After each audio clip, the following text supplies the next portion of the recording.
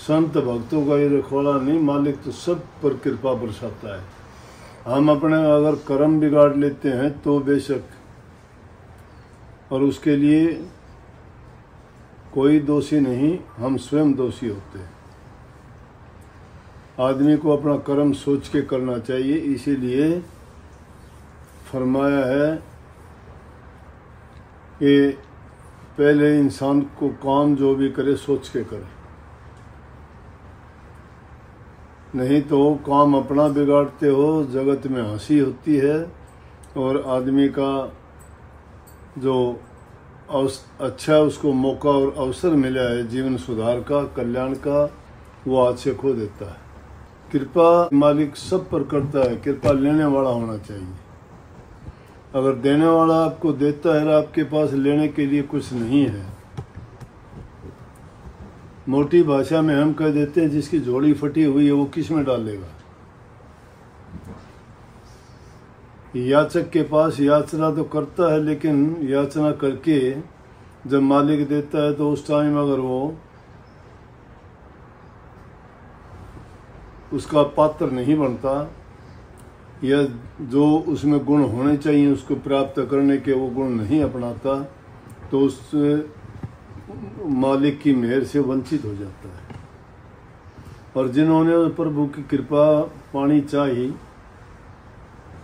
उन्होंने यकीन और विश्वास करके जहाँ भी उसको याद किया उसी जगह पे पाया। द्रौपदी ने याद किया, हस्तिनापुर में पहुंच गई, जाके चीर बढ़ा दिया। कबीर साहब की यज्ञ पूरी करवाने के लिए कबीर साहब के यहाँ पहुंच गए। सैन भगत की जगह राजा के यहाँ पहुंच गए। धन्य भगत के काम करने के लिए सारे खेतों में काम किया। तो किस रूप में किया, उनके लिए ही क्यों किया? जिनकी लगन सच्ची होती है और जिनका विश्वास दृढ़ है, मालिक उनके हृदय में बसता है। जिनके हृदय में बसता है वो कर्म से प्रकट होता है। जबान से तो हम कहते हैं हम सत्संगी हैं, जबान से कहते हैं हम नाम जपते हैं, जबान से कहते हैं हम अभ्यास करते हैं, लेकिन कर्म हमारा अगर देखते हैं तो कुछ भी नहीं है। इसका मतलब जबान से कहते हैं, करते नहीं। और महापुरुषों ने फरमाया है, कहते हैं करते नहीं, मुंह के बड़े लवार, काला मुखड़ा होएगा साईं के दरबार। जो कहते हैं परंतु करते नहीं है। कहने की जरूरत नहीं, करना चाहिए। और उसकी कृपा के लिए हमेशा जब उसको याद रखोगे, पुकारोगे, वो कभी किसी को निराश नहीं होने देते। लेकिन अपना कर्म जो किया हुआ है वो कर्म फल तो भोगना हमने अवश्य पड़ेगा, क्योंकि कर्म बना लिया हमने। इतना है कि अगर उसको याद करोगे तो तुम्हारे कर्म हल्के होते चले जाएंगे, पाप कर्म धुलते चले जाएंगे और वो आपको उससे उज्जवल पवित्र कर देंगे, कर्म से मुक्त कर देंगे। और सबसे अच्छा मौका यही है। तो जिन जिन्होंने सच्चे दिल से उनको चाहा, अपने हृदय में उसको बिठाया, उन्होंने कोई किसी प्रकार की चाह नहीं रखी, उन्होंने कुछ मांगा ही नहीं। संत सतगुरुओं ने ये बात जरूर बता दी कि तुम अगर कुछ मांगना चाहते हो तो उससे उसी को मांग लो। उसी से मांग लेने का मतलब है कि सब कुछ आपके हाथ में आ जाना, क्योंकि जो सबका करता धरता हरता है, और उसी को हमने मांग लिया तो कोई दूसरी चीज लेने की है ही नहीं। जिस प्रकार से पेड़ को अपना लेने से पूरे पेड़, सब चीजों की जो भी पेड़ पे हैं वो हमारा अधिकार हो गया। पेड़ पे भी, पत्तों पर भी, टहनियों पर भी, फल पर भी, फूल पर भी, क्योंकि हमने पेड़ को ही पकड़ लिया। इसी प्रकार से सृष्टि का पेड़ क्या है? प्रभु है। सारी सृष्टि उसके इर्द गिर्द घूमती है, उसी ने बनाई है। और कमाल की बात यह है कि वो इसी को बना के इसी के हर कण कण में मौजूद है। सच्चे खोजी बन के अगर उसको खोजना चाहोगे पा लोगे, लेकिन ये सोचते हो कि भाई हम उसको इस रूप में पालने के सारे दुनियादारी के भी काम करते रहें, काम की ये भी ना सोचे कैसा कर्म हम करते हैं, और उसके साथ साथ ये भी सोचें कि परमात्मा की कृपा भी हम पर हो, लेकिन उसको पाने के लिए उस जैसा बनना पड़ेगा। उस जैसे कैसे बनेंगे उसका पता ही नहीं है। वो बहुत सूक्ष्म है, कण कण में जो मौजूद है वो बहुत सूक्ष्म है। सूक्ष्म को पाने के लिए सूक्ष्म बनना पड़ेगा।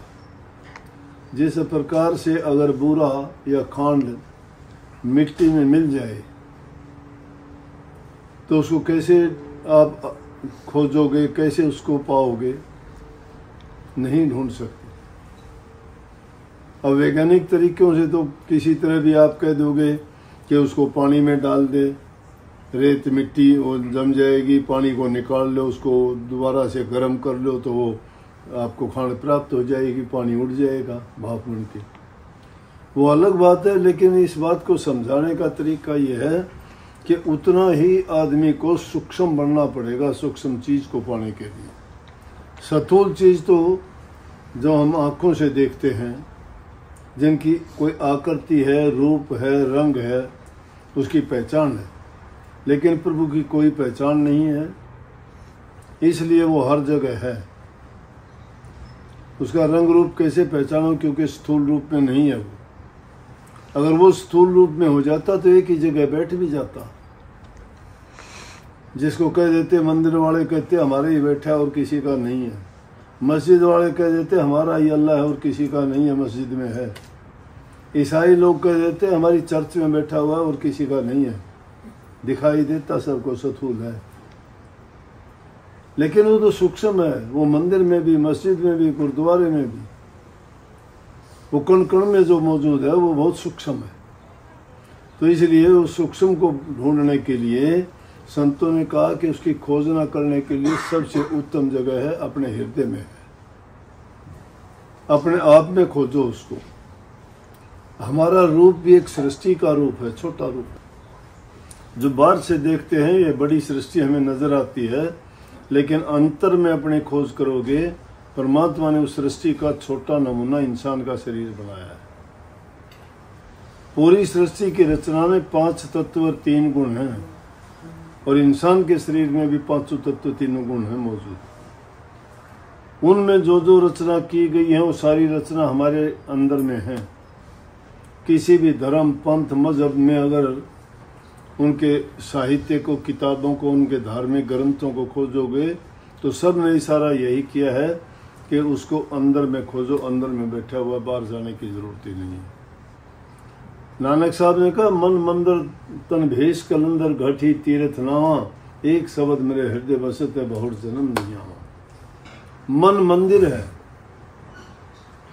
और वो शक्ति इसके अंदर बैठी हुई है। लखमा माली है, कहता है तेरा तुझमाई देख ले, पर्दा है प्रगट बोल, कि तेरा तुझ में छुपा हुआ है, लेकिन उसको खोज। अगर तुम प्याज को कोई चीज मान के सोचो कि प्याज के अंदर कोई चीज होगी, उसके छिलके उतारते चले जाओ, उतारते चले जाओ, अंदर में कुछ नहीं मिलेगा, छिलके ही छिलके लगे हुए थे। छिलके भी छिलका चढ़ा हुआ है। प्रकृति का नमूना यही है, वो भी इसी तरह से बनी हुई है। कहाँ खोजोगे उसको? इन छिलकों को फाड़ने से कुछ नहीं मिलेगा, लेकिन उनके अंदर में जो समाया हुआ है उसको अगर खोजोगे, उसके लिए संतों ने बताया कि अंतर्मुख होके अभ्यास करो। और वो उसका ज्ञान कहाँ से मिलेगा? संतों से मिलेगा। संत तुम्हें सहज में बता देंगे वो रास्ता, करनी पड़ेगी। उसके जो नियम है उनकी हमें जो बताए जाते हैं, उन नियमों के अनुसार भजन, अभ्यास और साधन करना पड़ेगा। और उसके 3 ही तरीके हैं। संत मत को ऊंचा इसीलिए माना गया है कि अपने अंतर में उस नाम का सुमन करते हुए ध्यान, और ध्यान से शब्द का सुनना, क्योंकि शब्द से सब कुछ प्रकट हुआ है।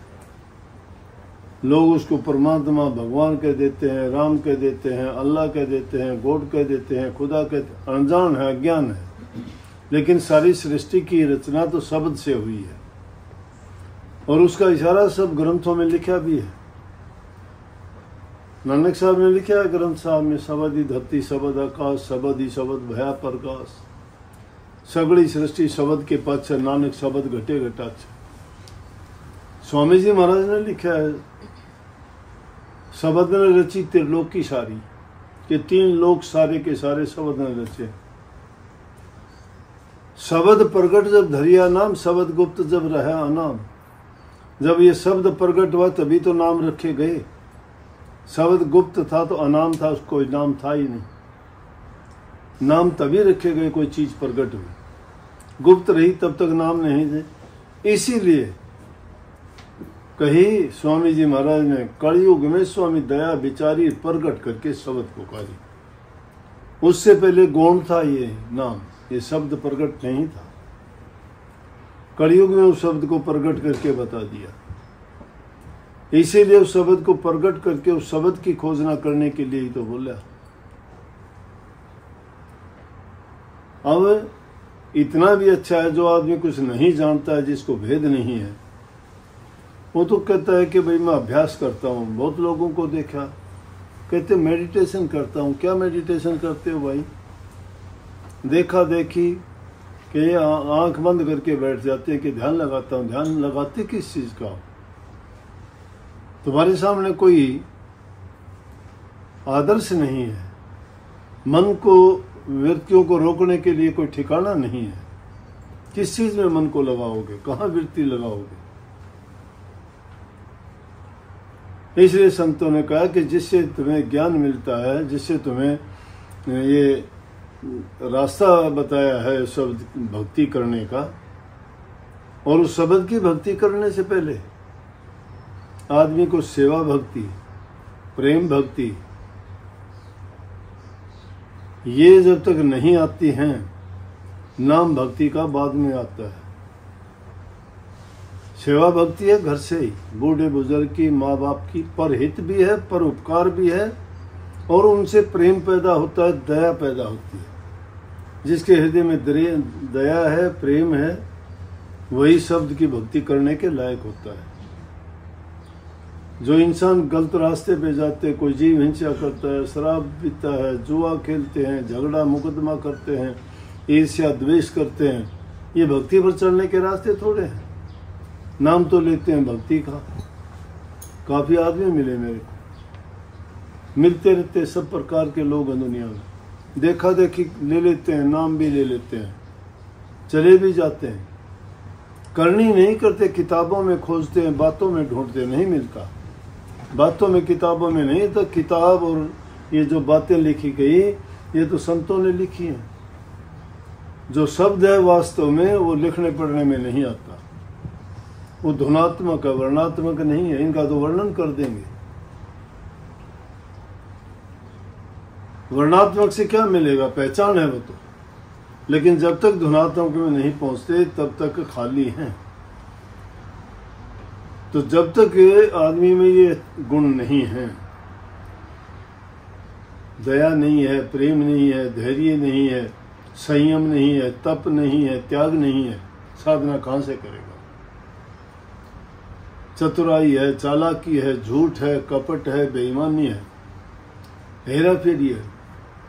उस रास्ते पे चलने से पहले तो आदमी को अपना खान पान, बैठना उठना, संगति, रहन सहन, हर चीज को सुधारना पड़ेगा। क्योंकि जिस दुनिया में हम रहते हैं ये सब माया का खेल है, और माया यहाँ पर नए नए ऐसे खेल करती है जैसे जीव भरम जाता है। जो माया में फंस जाता है वो इन आंखों से देखने वाली चीजों से उनको देख के भूल जाता है, पर्दा आ जाता है बुद्धि पर, उसका विवेक खो जाता है, उसको याद नहीं रहता मैं क्यों आया था, क्या करना है, ये बातें नहीं विचारता। इंसान इसलिए नहीं आया कि दुनिया के रास रंग ये मनोविनोद की चीज़ें जितनी हैं, नाचना कूदना खेलना हंसना बोलना, इसका मतलब ये नहीं है कि हम उनको बंद भी कर दें, नहीं।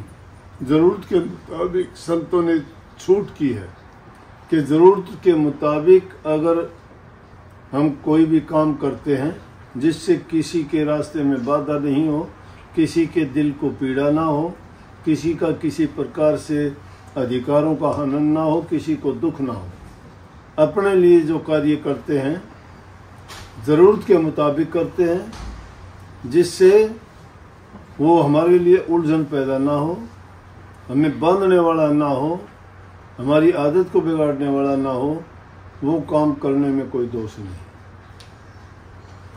अगर किसी को दुख देते हो, धोखा करते हो, बेईमानी करते हो, अगर किसी भी ऐसी चीज़ का तुम उपयोग करते हो, तो वो चीज़ें तुम्हें जैसा उसका गुण है वैसा ही तुम्हें बना देगी।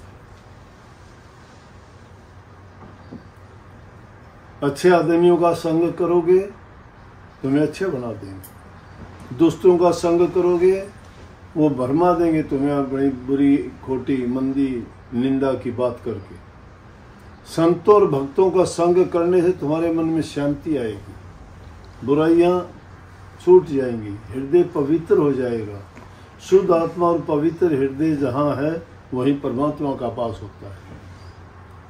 लेकिन उस शुद्धता के लिए आदमी को शुद्ध खाना, महात्मा बुद्ध ने अष्टांग योग बताया, उन्होंने हर चीज़ के लिए शुद्धि की बताई। सत्य बोलना, शुद्ध खाना, अच्छी संगति, नेक कर्म, परहित, परोपकार, सेवा और प्रेम। जो इन चीज़ों को अपनाता है उसका हृदय इतना पवित्र हो जाता है कि जो परमात्मा में गुण है वो इंसान में भी है। लेकिन इंसान के गुण गौण क्यों होंगे? क्योंकि हम जो चारों तरफ का वातावरण है उसमें देखते हैं, सब का सब खेल काल ने रचा है, माया ने रचा है, और वो नहीं चाहते कि ये जीव उसकी दुनिया से जाएं, वो चाहते हैं कि यहीं रहें। ये अपने कर्म करके एक योनि से दूसरी योनि में कर्म फल भोगते रहे।